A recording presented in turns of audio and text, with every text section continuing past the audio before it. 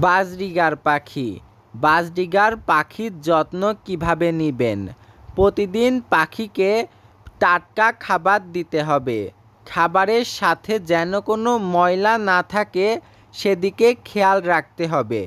প্রতিদিন পাখির পানি বদলিয়ে দিতে হবে, টাটকা পানি দিতে হবে। এরপর পাখির খাঁচা পরিষ্কার রাখতে হবে, তাহলে পাখির অসুখ বিসুখ কম হবে।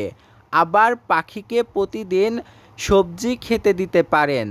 পালং শাক, কলমি শাক, তুলসী পাতা, সজনে পাতা এগুলো খেতে দিতে পারেন। প্রতিদিন তুলসী পাতা দিলে পাখির রোগ প্রতিরোধ ক্ষমতা বৃদ্ধি পাবে। এরপর পাখিকে প্রতিদিন মিনারেল ব্লক দিতে পারেন, এতে পাখির পুষ্টির চাহিদা পূরণ হবে।